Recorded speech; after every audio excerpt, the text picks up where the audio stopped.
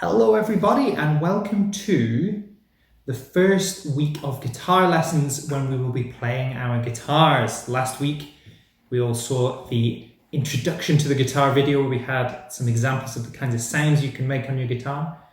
And today is going to be our first ever guitar lesson when we make our own sounds with our own guitars. So here we go.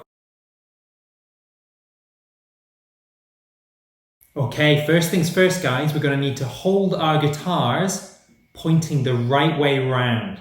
So if you know your left from your right, you need to find your left hand side, point to your left, and the guitar should be pointing the same way. If your guitar is pointing to the right, we need to swivel it around just like this. Okay, so if you're holding your guitar pointing to the left, you should see that the thickest string of all the strings is the one closest to your face, and the thinnest string made of plastic is the one closest to the floor. So if that's all correct, we're ready to go.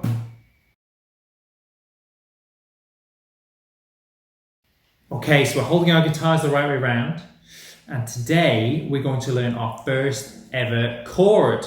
Now, you might remember from last week that a chord is the special name for when we play more than one string at a time. So the chord we're going to learn today, we're going to play 3 strings, okay? And when we play this chord with 3 strings, each of our different hands, our right hand and our left hand, are going to have a different job to do. So first up, let's look at the right hand. Okay, so step number 1, we're going to get our right hand sorted so we can strum our chord. Now, strumming is when you push your thumb through the strings and it makes them make a sound.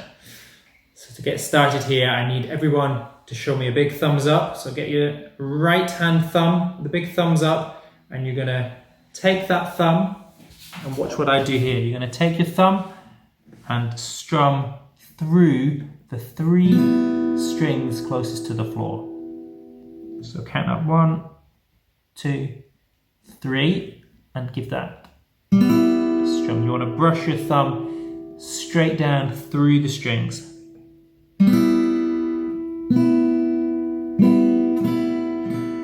If you think you've got the hang of that, you can start to make up a little rhythm.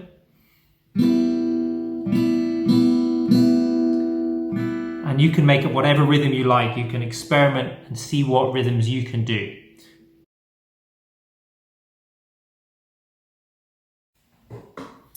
Okay guys, we're halfway there. We've got our right hand thumb doing a beautiful sounding strum on those 3 strings closest to the floor. And now we're going to think about what our left hand is going to do.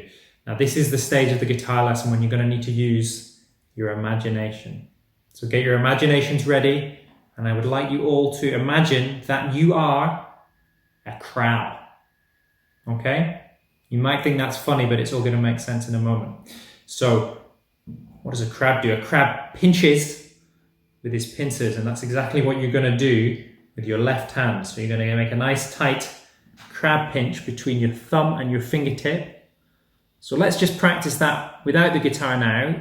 To get the right shape, you should have a oval shape just like this, and pinching right between the tip of your finger and the tip of your thumb.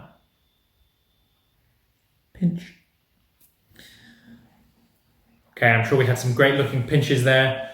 Now we're going to take our crab pinch and we're going to move it to the guitar. But we're not just going to pinch anywhere, we're going to pinch in a very specific place. So I need everybody to find the very end of the guitar, the first space, aka the first fret.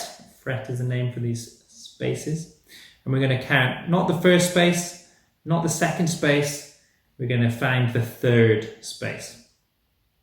Okay, so 1, 2, 3. Now on that 3rd space, on the string closest to the floor, that's where we're going to pinch. So this is a view from the front, the 3rd space, 1, 2, 3, and from the side you still have this same crab pinch we're working on. So you've got the tip of your finger at the front of the guitar, right on top of the string, pushing it down, and the tip of your thumb right at the back of the guitar, right opposite your finger. So if the guitar was to disappear, you would have that pinch shape.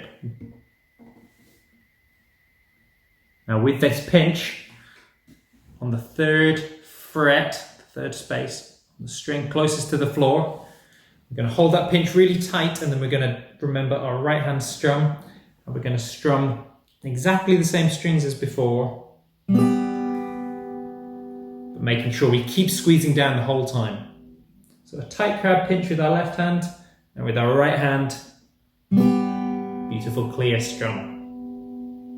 There you go, we've played our first ever chord. Okay, now you might find when you first try that chord that it doesn't make a very clear sound with every single string. You might find that on the string closest to the floor that you're squeezing down, you might get this kind of sound. You might get a bit of a clicky sound. Now if you do get a clicky sound, there's a simple answer, okay? And all you need to do is make sure you squeeze even tighter. The clicky sound normally means that we're not squeezing quite tight enough. So big, big tight squeeze, as tight as you can, and you should get a nice clear sound, okay?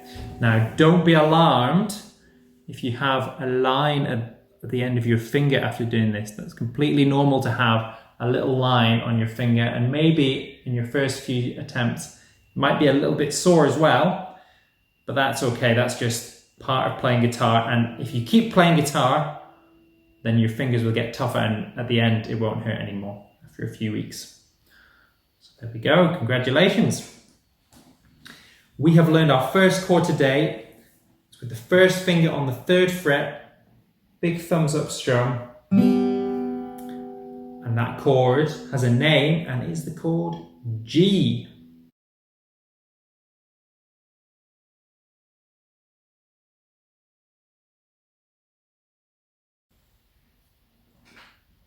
Okay guys, we've learned our first ever chord, the chord G. And now it's time to do some exercises, some games to practice that chord. So what I'd like you to do is to get into small groups, so you can get into pairs of 2, or you can get into a small group of 3. And we're going to take it in turns to do a rhythm challenge. Okay, so the rhythm challenge goes like this. When it's your turn, you're going to make up a little rhythm on the guitar, okay? And you're going to play that rhythm on a G chord.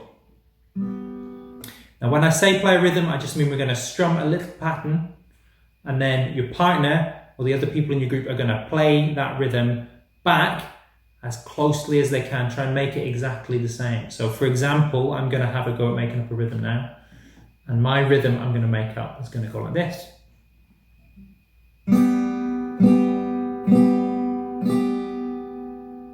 Okay, so in my rhythm, how many times did I strum my G chord?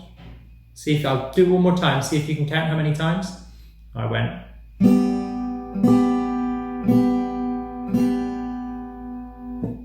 How many was it? It was 4 times. So if I did that rhythm and I played the G 4 times, then it would be my partner's turn to see if they can play the G 4 times in a row straight back at me. Okay.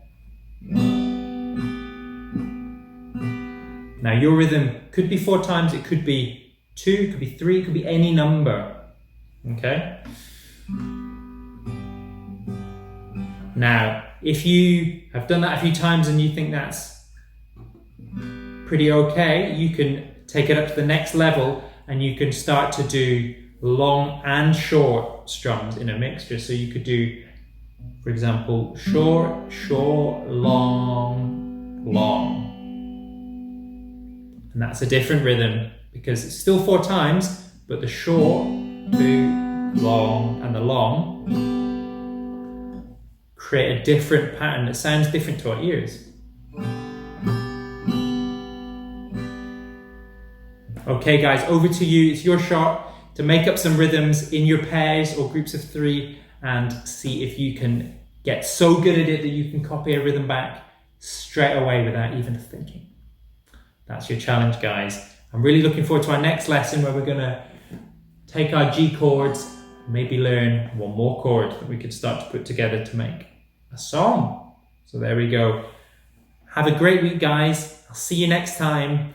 And in the meantime, try and practice those guitars as much as you can. Good work, guys. Bye-bye.